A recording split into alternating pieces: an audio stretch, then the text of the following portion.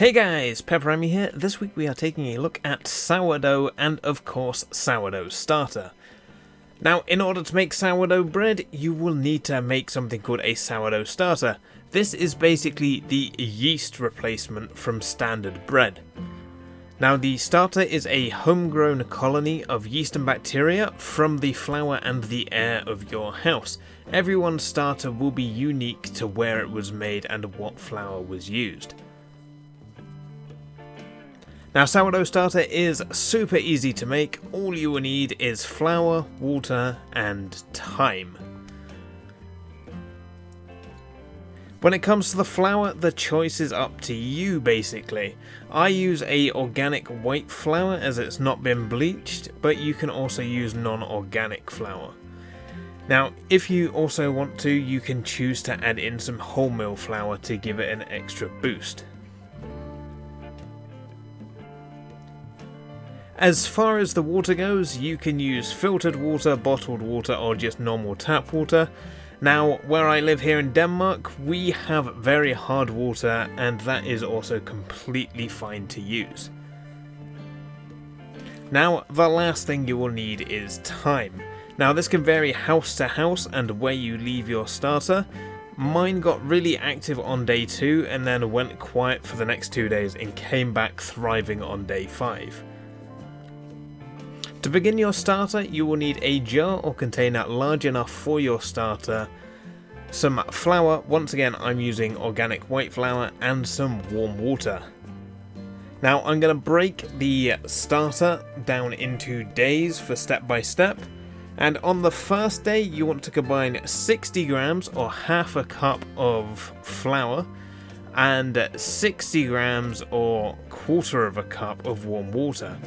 And then just simply put that in your jar, mix well and cover, and leave somewhere warm but not too hot, otherwise the mixture could dry out.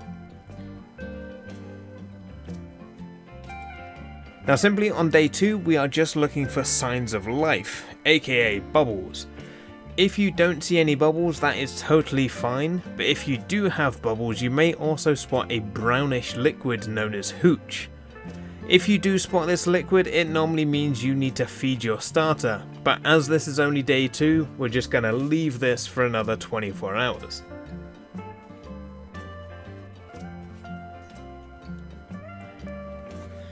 Now day 3 is where the feeding begins. Now even if you don't have bubbles, you want to discard around half of your starter and then once again add in 60 grams of water and 60 grams of flour.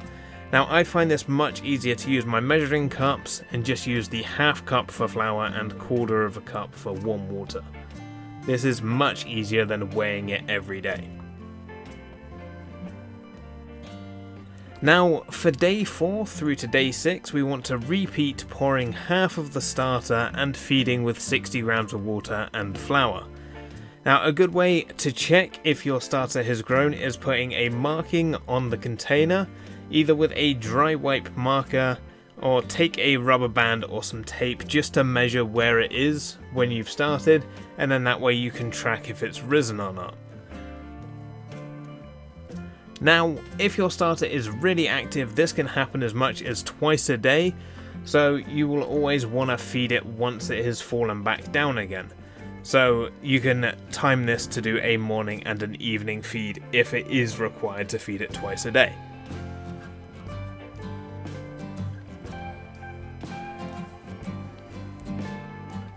And then you want to keep on feeding up until day 7. Now by day 7 your starter should have bubbles and lots of them.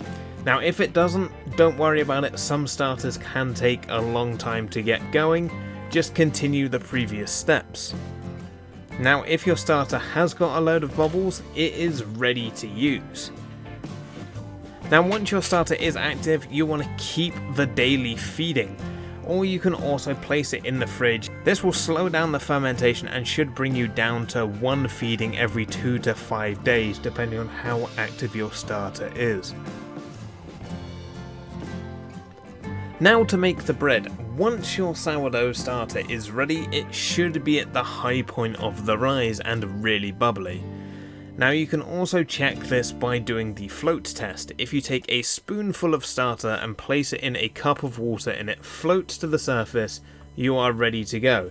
If it sinks, you will need to do a feeding here. So once you've got your active starter, it's time to make the bread. And this is a very simple sourdough loaf. Simply combine 250 grams of water with 150 grams of starter and 25 grams of olive oil, and then whisk together. Don't worry if it seems like you are using a lot of your starter. Once it becomes strong and well fed, it will bounce back from as little as a tablespoon of starter left. But also, if you are worried about using too much of your starter, you can always give it a bit of an extra feed before making your bread.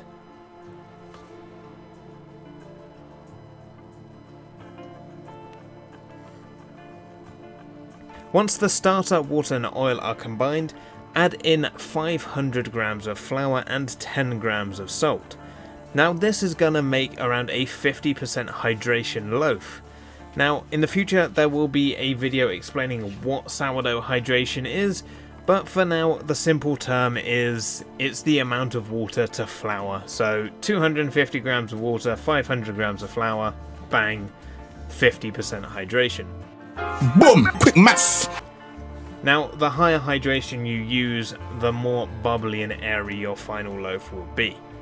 But the lower the hydration, the easier the bread is gonna be to handle, which is a good starting point. Now, once your flour and your starter mixture is combined in the bowl, you should have a shaggy looking dough.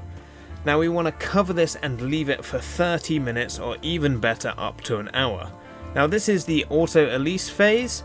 This is the first resting period of the dough. This is going to help hydrate the flour with all the water, and it really does help develop the gluten.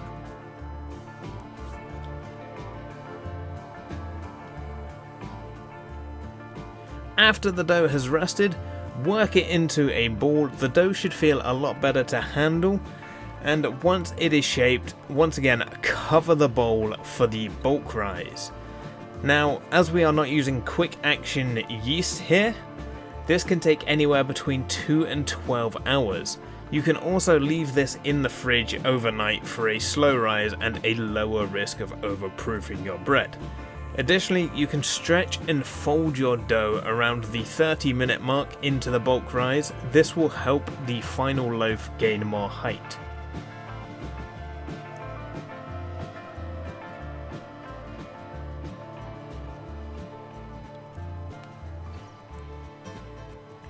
Once proofed, you want to carefully shape the dough.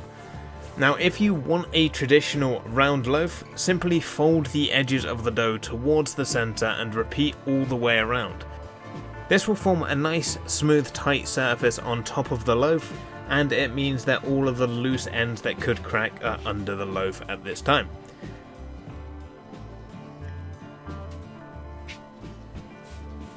Now for choosing how to bake your loaf, most people use a Dutch oven, but sadly my budget is a bit off for a Dutch oven, so I simply use a upside down Pyrex glass dish.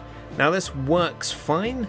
Just simply place a round piece of baking parchment in the base of the dish and place the shaped dough on the inside of the lid, and then place the bottom of the dish over the top and let rest for around 30 minutes.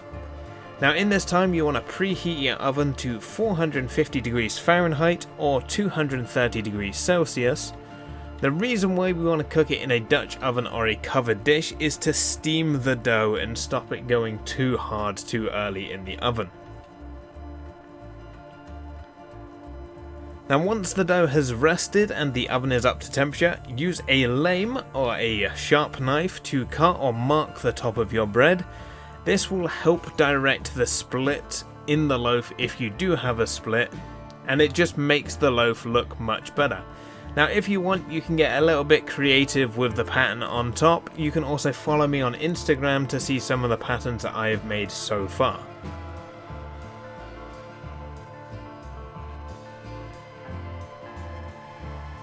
Now once the temperature of the oven is at 450 degrees Fahrenheit or 230 degrees Celsius, simply turn the oven down to 400 Fahrenheit or 200 Celsius and let the bread cook with the lid on for 20 minutes on the center rack of the oven.